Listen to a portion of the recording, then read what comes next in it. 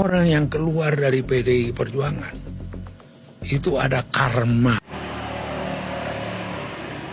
Seberapa sakral atau seberapa seramkah PDI Perjuangan itu? Partai Gibran. Gimana kalau Jokowi kan udah nggak di PDP tuh, bikin partai namanya Partai Gibran. Nama-nama PT, nama-nama brand kan ada tuh yang menggunakan nama pendirinya. Nah, di partai kan belum ada. Partai Gibran nih jadi yang pertama. Nanti Tebak skor, Pak. Indonesia Laos, Pak. Nah, inilah bedanya pengangguran yang dibutuhkan negara dan pengangguran yang jadi sampah negara. Apakah setelah Bapak Jokowi dipecat dari PDI Perjuangan lantas Bapak Jokowi kehilangan power? Oh, tentu tidak ya. Setelah Bapak Jokowi resmi dipecat dari kader PDI Perjuangan yang diumumkan oleh Hasto, lantas ya beberapa partai besar bahkan Gerindra, Golkar, PAN ya itu langsung memberikan lamaran khusus untuk seorang Jokowi.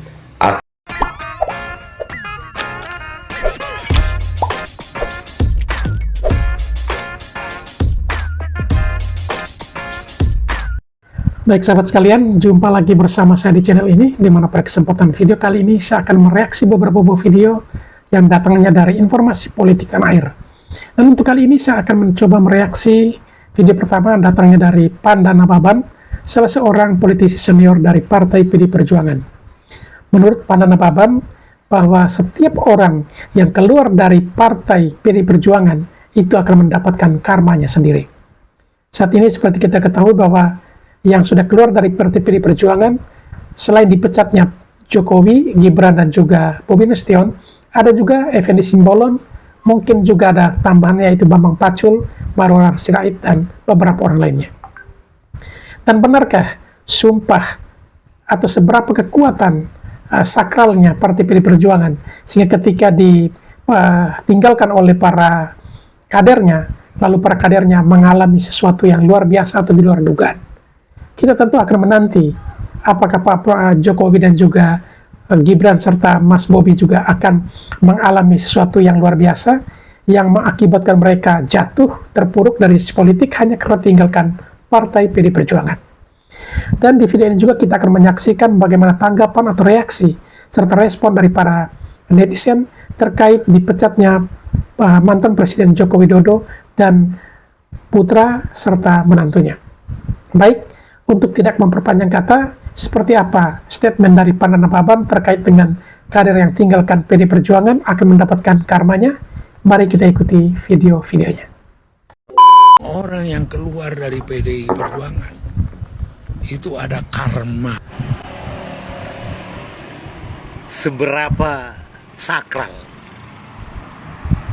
atau seberapa seramkah PDI Perjuangan itu? Sampai-sampai Bapak kita ini mengatakan orang-orang yang keluar dari PDI Perjuangan itu ada karma. Begitu ucapannya. Mungkin maksud dia itu kena karma begitu. Kalau keluar dari PDI Perjuangan. Karma dari Megawati katanya. Iya kan? Ketua umum mereka. Dia buat contoh Laksamana Soekardi keluar dari PDI Perjuangan buat partai ke laut, begitu katanya. Iya kan? Jadi apa begitu ngerinya PDI Perjuangan ini sehingga orang yang keluar dari PDI Perjuangan itu seolah-olah nggak bisa bergerak, nggak bisa berperan ambil bagian dalam politik di partai lain. Kan seperti itu ucapannya Bapak kita ini. Iya kan? Semoga saya tidak salah mengatakan siapa Bapak kita ini. Kalau dilihat dari raut wajahnya, saya berkeyakinan Bapak ini orang dari Sumatera Utara. Kalau tidak salah namanya Pandana Baban. Ya. Semoga saya tidak salah menyebut orangnya. Kalau salah saya minta maaf. Kan begitu? Tapi begitu ngerinya bahasa Bapak ini mengatakan kalau keluar dari PDI Perjuangan itu ada karmanya. Karma dari Megawati. Iya kan? Dia mencontohkan beda dengan Golkar katanya. Tokohnya keluar dari Golkar jadi Gerindra. Maksudnya Bapak Prabowo Subianto. Tokohnya keluar dari Golkar jadi Nasdem. Maksudnya Pak Surya Paloh. Tokohnya keluar dari Golkar jadi Hanura. Maksudnya Pak Wiranto. Iya kan? Ngeri ya kan? Ngeri PDI Perjuangan. Berarti kan teramat sangat sakral atau keramat betul itu partai PDI Perjuangan. Hah? Sehingga kalau orang yang keluar dari situ kena karma udah nggak bisa ngapa-ngapain. Ke laut kata Bapak ini. Iya kan?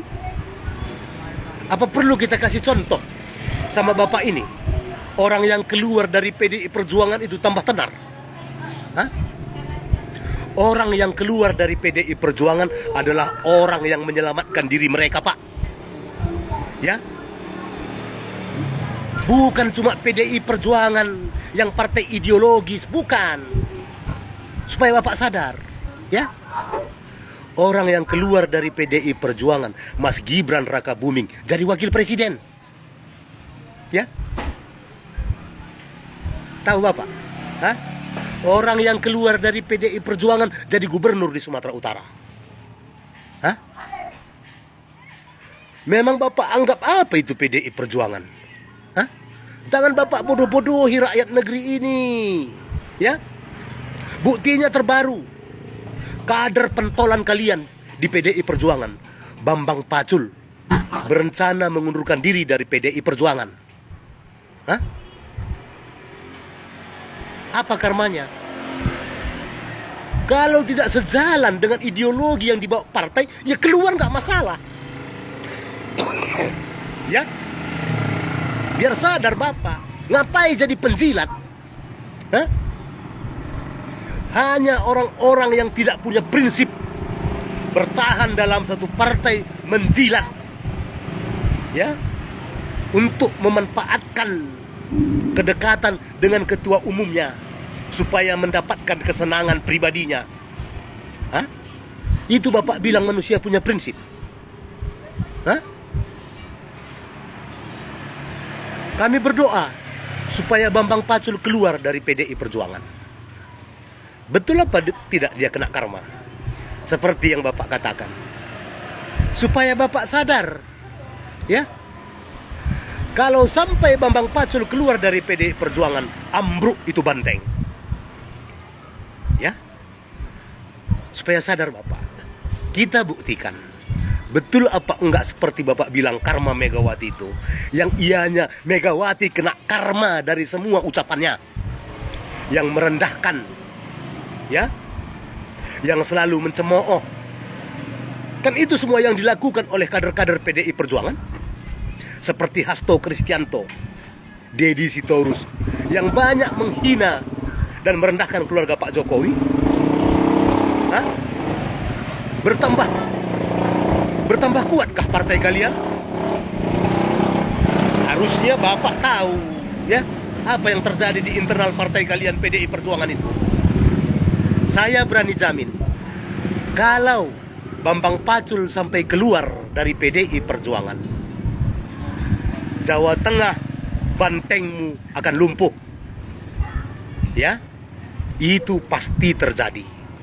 Kita lihat karma siapa yang berjalan.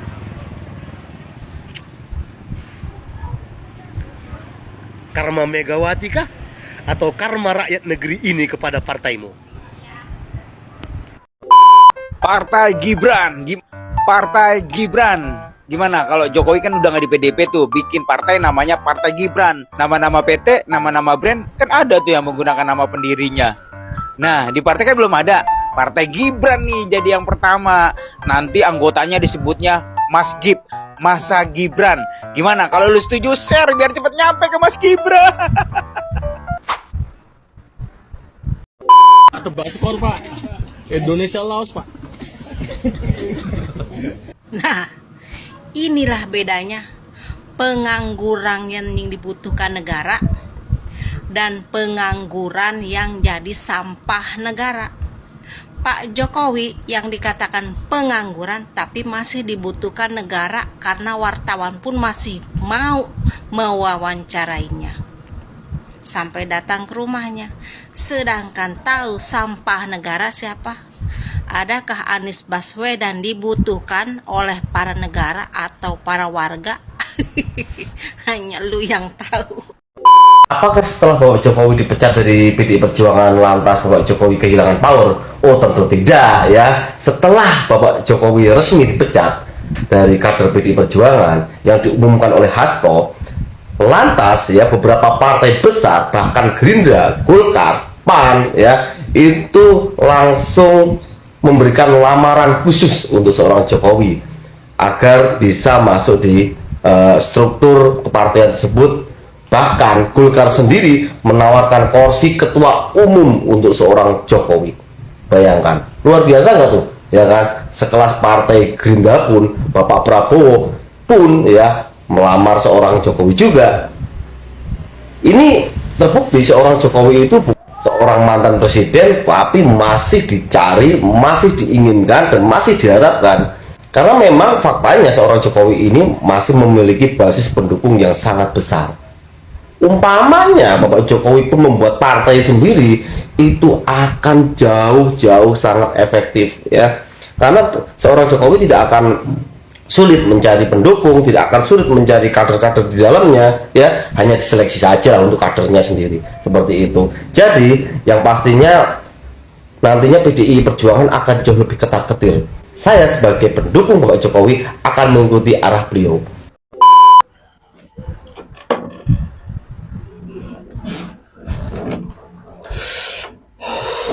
Melihat hasil diskusi ya,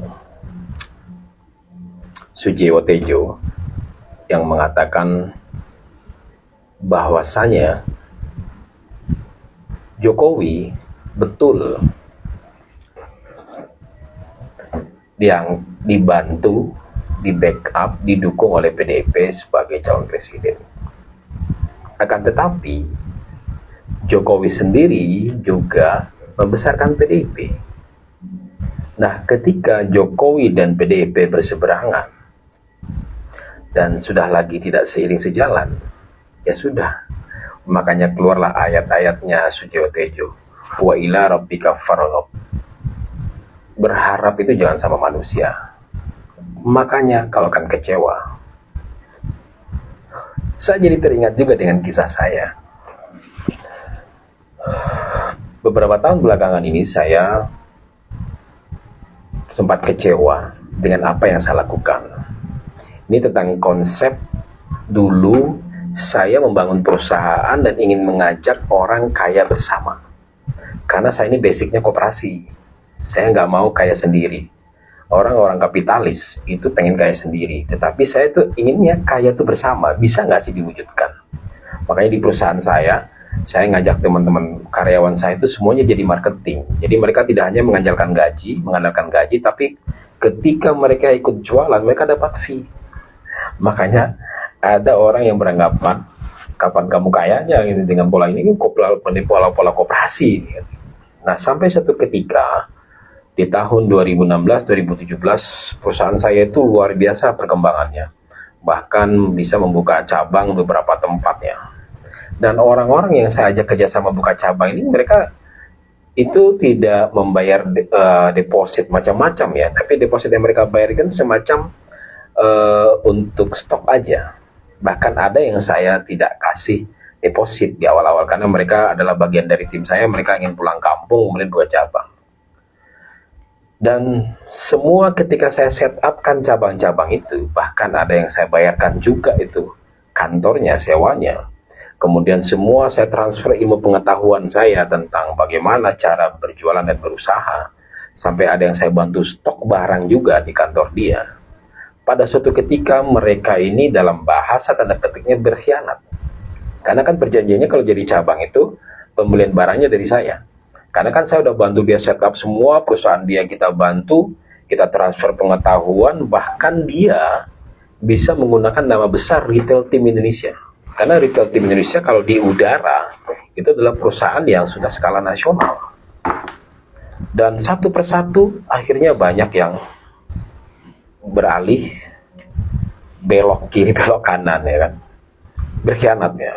Mereka akhirnya ada yang ngambil rak tempat lain ya, ngambil supply tempat lain. Wah, saya marah dan kecewa. Kenapa bisa kayak gini nih? Kenapa orang tidak bisa seperti saya ya kan gitu. Saya selama ini berkomitmen, saya diajarkan oleh dulu ada salah satu pengusaha Tionghoa itu saya anggap sebagai mentor, kata-katanya itu sangat bagus bagi saya. Orang berbisnis itu harus komitmen gitu loh. Harus komitmen dan integritas. Tetapi tidak semua orang bisa begitu ternyata kan gitu kan. Wah, saya marah dan kecewa itu. Sampai pada satu ketika saya mendengarkan nasihat Gus Baha. Manusia itu pada dasarnya tamak, ya gitu. Oh, betul. Jadi ketika dulu mereka ikut saya, kemudian mereka mendapatkan harga yang saya kasihkan. Dan dari perjalanan ini mereka sudah bisa beli mobil, bisa bangun rumah, bisa punya toko sendiri dan sebagainya yang dulunya tidak ada ya, tidak bisa beli mobil, rumahnya nggak ada, kemudian bisa konstruksi rumah, artinya bisa renovasi rumah dan sebagainya lah. Mereka hanya protes, harganya abang ini ketinggian bang, di sini ada penawaran harga lebih murah macam-macam. Waduh, padahal dari harga yang saya kasihkan ini itulah yang bisa membuat mereka bisa jadi bikin rumah, bisa beli mobil dan bisa bertahan dan jadi pengusaha, jadi pedagang sampai hari ini. Tetapi kenapa sekarang mereka baru protes gitu kan? Setelah mereka sudah merasa besar, kemudian mereka merasa oh ini ada persaingan gini macam-macam. Ternyata disitulah dasariah manusia. Mereka tuh ingin bertahan sendiri sebenarnya. Sedangkan saya sendiri dengan pabrik yang saya kerjasama, saya tidak pernah protes harga dengan pabrik sampai hari ini.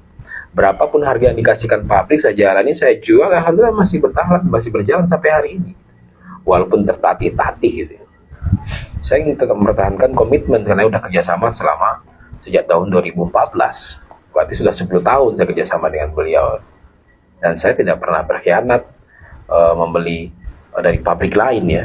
Kecuali kemarin karena ada pada kasus tertentu saya diizinkan untuk mengambil barang lain, baru saya lakukan. Nah, ternyata dasariah manusia itu tamak.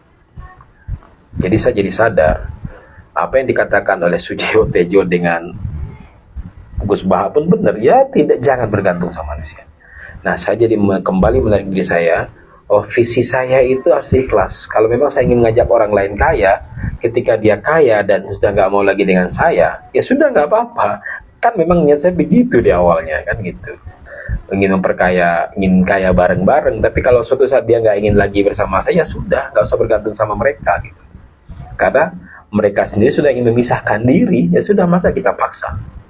Kita harus ikhlas, kita harus ikhlas setulus hati, karena selalu ada gantinya.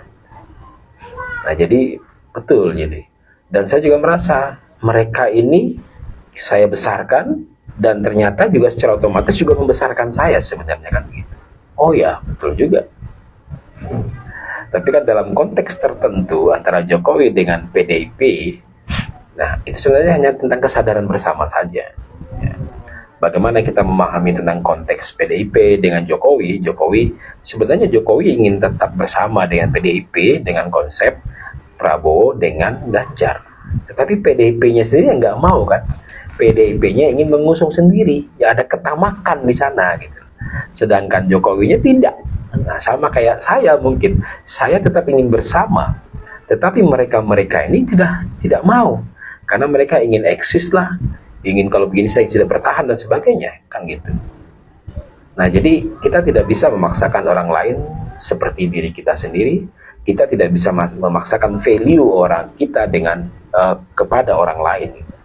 Walaupun virusnya ini hanya 1-2 orang mungkin bisa, tetapi faktanya betul kata Gus Bah, rata-rata dasariah manusia itu tidak begitu. Pasti dia akan mencoba bertahan, menyelamatkan dirinya sendiri. Mungkin karena karakter saya itu memang ingin bersama orang lain, ingin selalu membantu orang lain. Ya mungkin itu juga lah yang nggak kaya-kaya, nggak banyak duit kaya. Sedangkan mereka-mereka ini udah belum. Saya tuh sampai hari ini nggak punya rumah ya kan. Mereka tuh udah ada yang punya rumah ya kan. Bahkan ada yang punya pabrik segala, mobilnya ada gitu ya. Saya sampai hari ini nggak punya rumah ya kan. Nggak punya rumah, masih sewa rumah, masih jadi kontraktor. Ya sudah, mungkin begitu jalan Tuhan bagi orang-orang yang selalu ingin membantu orang lain. Mungkin kekayaannya bukan dalam bentuk uang. Yang saya rasakan adalah kekayaan dalam bentuk hal yang lain. Kesehatan misalnya, kebaikan, keberkahan dalam keluarga dan sebagainya. Mungkin gitu. Jadi jangan sekali-kali bergantung sama manusia, maka kamu akan kecewa.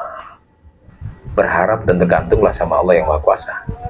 Tidak akan ada kekecewaan. Walaupun memang berat, pelan-pelan. Jadi kita harus merefleksi diri, muhasabah gitu. Semoga Pak Jokowi punya prinsip yang selalu mengedepankan kepentingan rakyat. Ya, apa yang dia ingin usung dan dia berani mempertahankan diri pribadinya sendiri untuk kepentingan bangsa.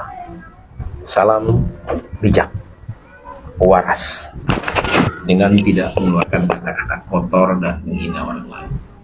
Saya Adri Syarizal, CEO Retail Team Indonesia.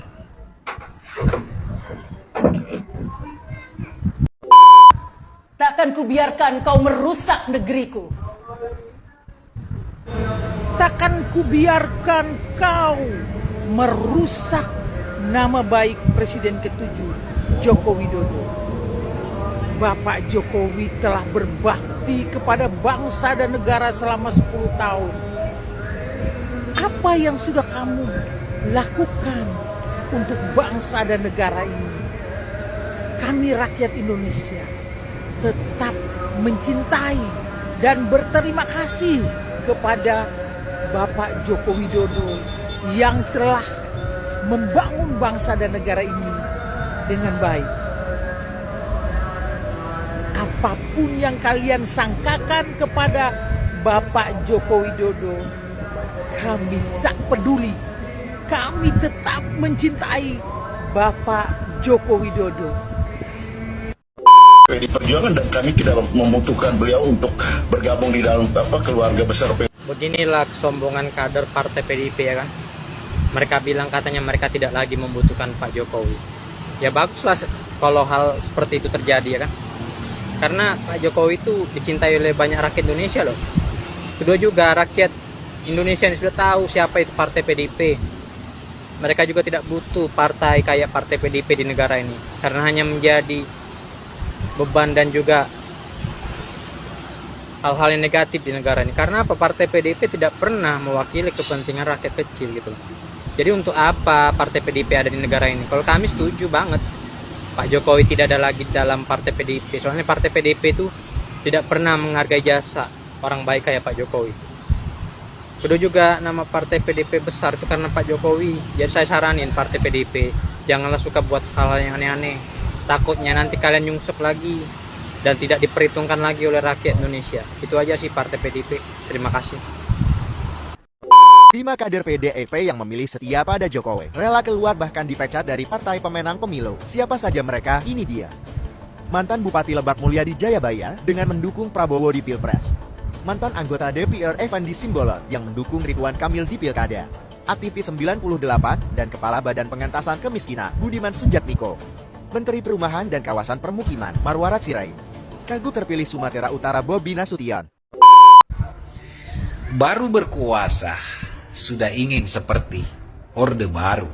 Bahasa ini disampaikan oleh Bu Megawati Soekarno Putri, Ketua Umum PDIP. Mirip-mirip seperti itulah.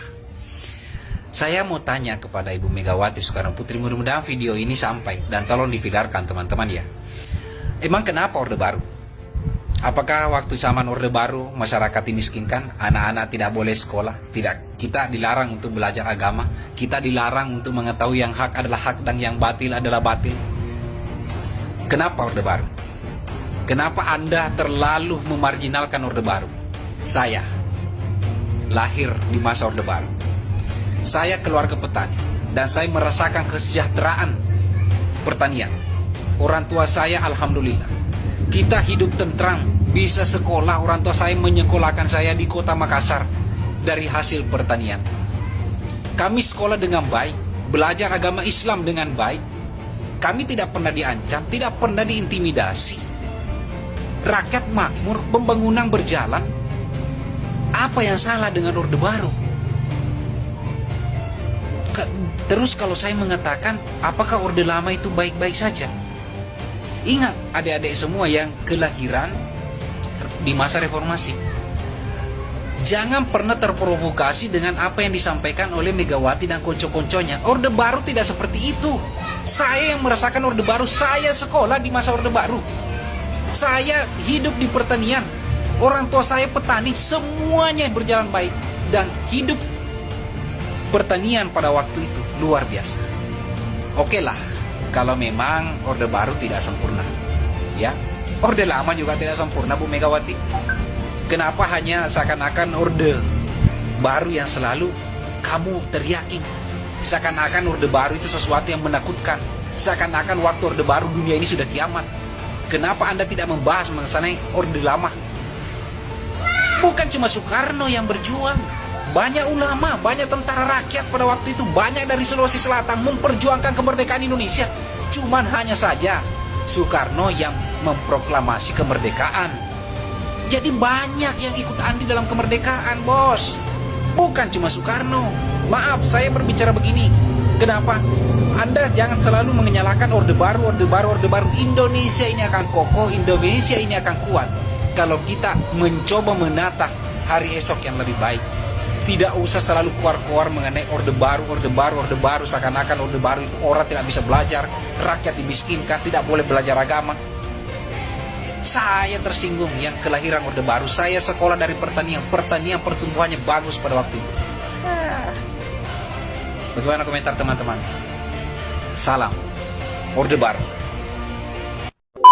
Saya mendengar begitu banyak laporan terhadap institusi itu. Iya Bu, betul. Memang banyak laporan dari masyarakat. Sekarang PDI itu nggak laku. Khususnya bagi rakyat kecil ini. Dengar kata PDI aja sudah pada mules semua. Rakyat ini semakin hari semakin cerdas Bu. Ya bisa dibohong-bohongi lagi. Jadi dia bilang apa adanya. Slogannya aja partai wong cilik. Tapi mana bantu orang kecil. Tak rasa gak ada bantu-bantunya sama sekali. Jadi ini lapor Bu ya. Kalau sekarang PDI nggak laku. Katanya nyungsep. Mereka takut kalah dan iya, mereka pasti kalah. Mereka takut kalah dan iya, mereka pasti kalah. What?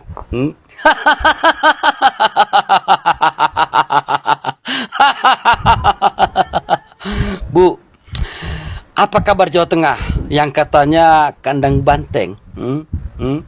Kalah?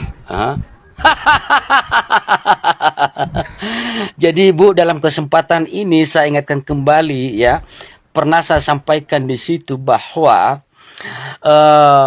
di mana salah satu forum ibu yang dihadiri oleh Bapak Jokowi dengan sangat antusias, dengan bangganya ibu menyampaikan di situ bahwa Bapak Jokowi bukanlah siapa-siapa tanpa Partai PD Perjuangan. Benarkah? Tapi justru sebaliknya, Partai PDI Perjuangan bukanlah siapa-siapa tanpa Bapak Jokowi. Bukankah begitu, Bu? Bu, yang mau saya sampaikan dalam kesempatan ini ya kepada kita semua, rakyat bukan melihat sebesar apa partainya, Bu, ya. Tetapi rakyat melihat daripada sosok calon pemimpin yang memihak kepada rakyat, yang membangun bangsa ini, yang membuat negeri ini lebih baik dari sebelumnya. Itu yang rakyat mau, Ibu, seperti kami-kami ini, ya. Paham, Bu, ya? Ya.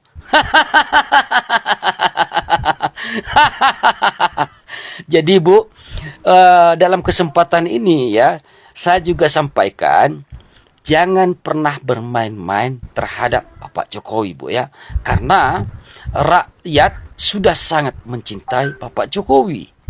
Paham Bu ya? Ya. Dan juga saya sampaikan di sini, biarkan Garuda bekerja dengan baik ya, melaksanakan tugasnya sebagai pelayan rakyat, pelayan masyarakat kecil di negeri ini, Ibu ya. Paham?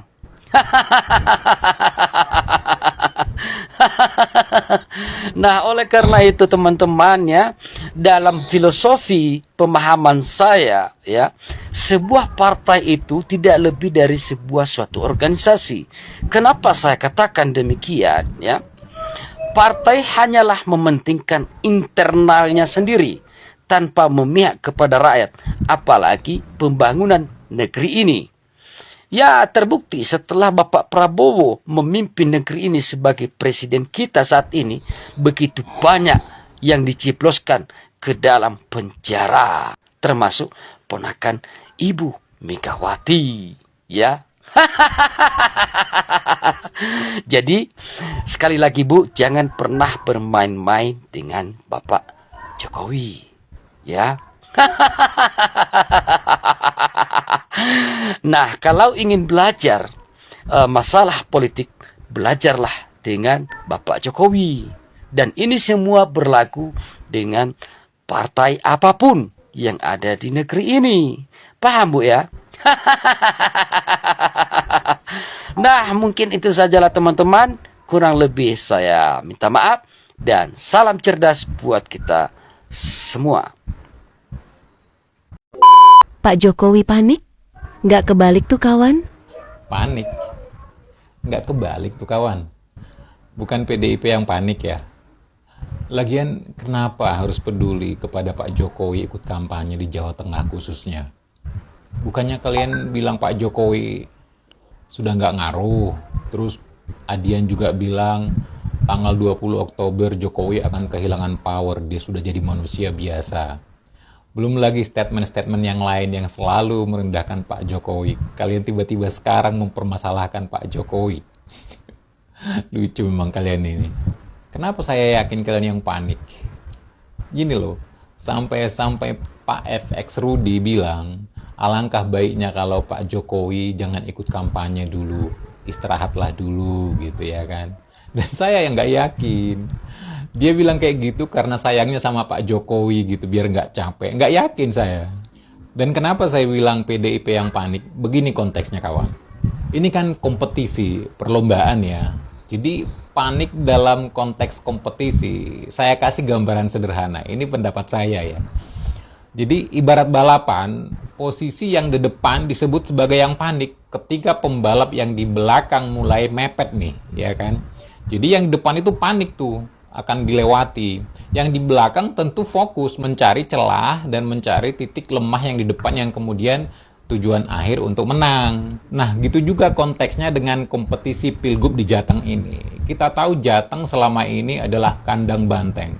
Minimal 15 tahun terakhir ini dikuasai oleh gubernur dari PDI Perjuangan.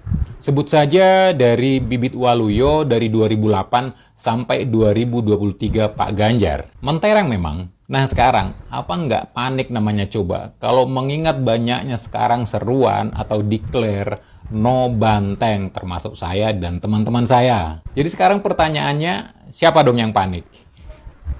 Salam santuy. Baik sahabat sekalian, demikianlah beberapa video yang coba saya pada kesempatan kali ini. Dan kepada sahabat sekalian yang mungkin ingin berkomentar untuk video-video tadi, silakan tulis di kolom komentar. Sekian, terima kasih dan sampai berjumpa kembali di video selanjutnya.